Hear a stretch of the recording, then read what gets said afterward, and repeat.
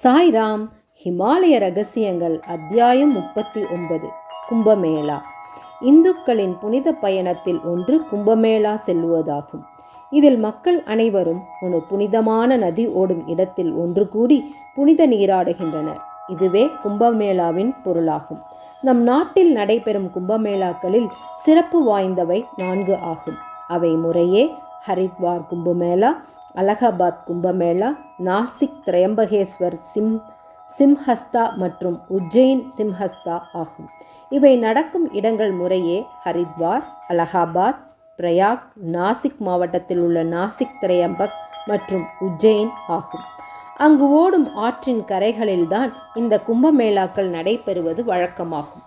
ஹரித்வாரின் கங்கை நதிக்கரையிலும், அலகாபாத்தில் திரிவேணி சங்கமம் எனப்படும் கங்கா, யமுனா, சரஸ்வதி ஆகிய 3 நதிகள் சங்கமிக்கும் நதிக்கரையிலும், நாசிக்கில் கோதாவரி நதிக்கரையிலும், உஜ்ஜயினியில் ஷிர்பா நதிக்கரையிலும் இந்த கும்பமேளாக்கள் நடைபெறுகின்றன. இவ்வாறு இந்த நதிகளில் குளிப்பதால் நமது பாவங்கள் அனைத்தும் தீர்ந்துவிடும் என்று எண்ணப்படுகிறது. 12 ஆண்டுகளுக்கு ஒரு முறை இந்த கும்பமேளா நடைபெறுகிறது. ஹரித்வாரிலும் அலகாபாத்திலும் 11 வருடங்களுக்கு ஒரு முறை நடைபெறும் கும்பமேளா மகா கும்பமேளா எனப்படுகிறது. இந்து சமய புராணத்தின்படி பகவான் ஸ்ரீ விஷ்ணு பார்க்கடலில் கடைந்தெடுத்த அமிர்தத்தை ஒரு கும்பத்தில் வைத்து கொண்டு செல்கையில் அந்த பானையிலிருந்த அமிர்தமானது 4 இடங்களில் சிதறி விழுந்திருக்கின்றது. அந்த 4 இடங்கள்தான் இப்போது கும்பமேளாக்கள் நடைபெறும் இடங்களாகும். இந்த கும்பமேளா விழா உலகத்திலேயே மிகப்பெரிய அளவில் அமைதியான முறையில் மக்கள் கூடும் விழாவாகும்.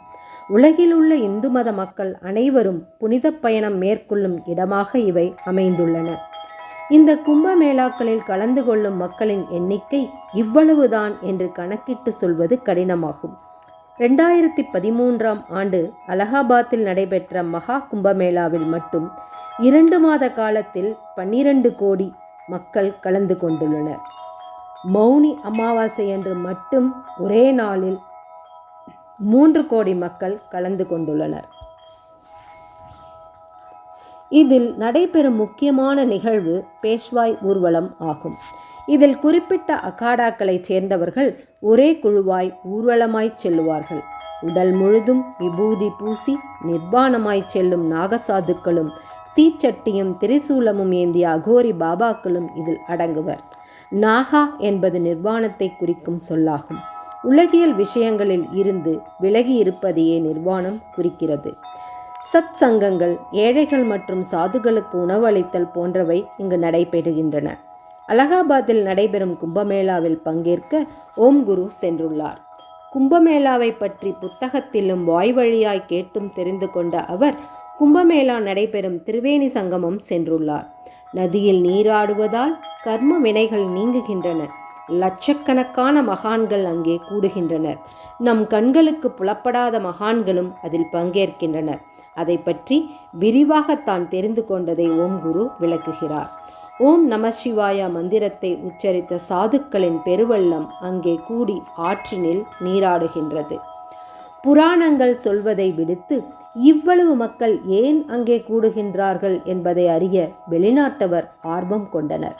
அமெரிக்கா, ஆஸ்திரேலியா, கனடா போன்ற நாட்டிலிருந்து பெரும் ஆராய்ச்சியாளர்கள், பேராசிரியர்கள் இங்கே வந்து கும்பமேளாவிற்கு முன் அங்குள்ள ஆற்றின் நீரை தனியே எடுத்து வைத்துள்ளனர். அதேபோல் கும்பமேளா முடிந்தவுடன் அழுக்காகி சேராகி கலங்களாகி இருக்கும் தண்ணீரையும் கொண்டு சென்று ஆராய்ந்தனர். கும்பமேளாவிற்கு முன்பு எடுத்த தண்ணீர் 10 ஆண்டுகளாயும் அதன் தன்மை மாறவே இல்லை.